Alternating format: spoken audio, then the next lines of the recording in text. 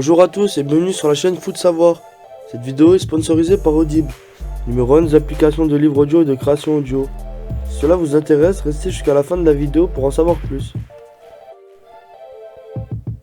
Nouvelle vidéo sur le thème de la technologie et aujourd'hui on va parler consoles et jeux vidéo. La question du jour, pourquoi les manettes ont-elles toutes la même forme? Les nouvelles manettes des consoles ont un point commun, plus d'un d'ailleurs. Elles sont dotées de 2 poignées et de 2 joysticks. Un design qui n'est pourtant la norme que depuis les années 1990. On vous explique tout. Les manettes ont connu toutes sortes de formes. En carré, en rectangle, en joystick, en tablette, en rond. Mais un seul modèle règne depuis plus d'un quart d'un siècle, celui avec 2 manches. Pourquoi donc ce choix? Le coup de pied dans la fourmilière de Teiyu Goto. Tout démarre en 1994, un certain Teiyu Goto est alors designer chez Sony. Et dans la firme japonaise, une nouvelle console est en préparation avec CCD. Une petite révolution dans un monde où la cartouche domine.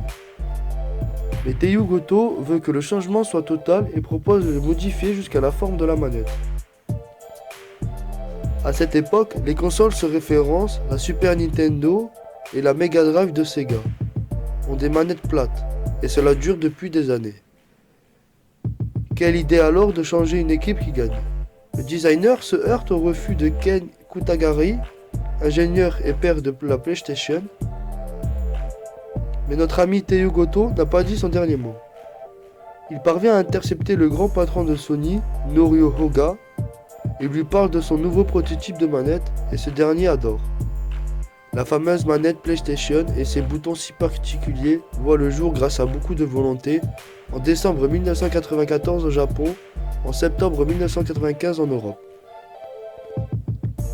Une prise en main optimisée. Toutefois, cela n'explique pas pourquoi ce modèle si particulier est resté la référence encore à ce jour. Ce serait finalement une question de corps humain, c'est-à-dire d'ergonomie. Car si la forme a été modifiée, ce n'est pas par un simple lubie. À ce moment-là, les jeux vidéo dont l'évolution a été présentée par un joueur sont en tournant dans leur histoire. L'arrivée en masse de la 3D bouleverse complètement l'expérience et surtout le temps de jeu. La façon de se déplacer et donc d'appréhender la manette sont bousculées. Or, avec les anciens dispositifs, les gamers se retrouvent vite crispés et fatigués. Le confort de jeu devient donc un paramètre indispensable dans le développement d'un titre.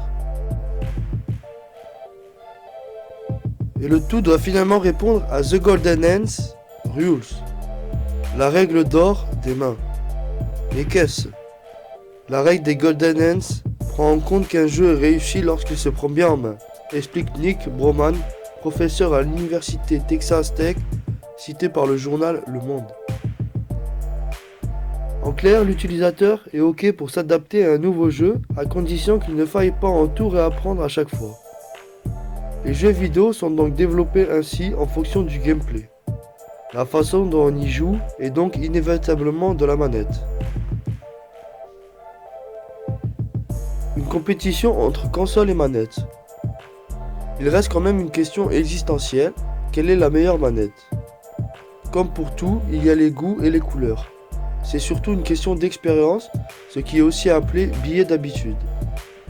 Si vous avez grandi avec une PlayStation, vous aurez les codes, même musculaires, de la manette, idem avec la manette Xbox. Pour chacun, ce sera la référence de base, la meilleure du moins, la plus adaptée à ses besoins, même si la DualShock de la PS5 semble dépasser toutes les attentes. Merci d'avoir visionné cette vidéo jusqu'à la fin.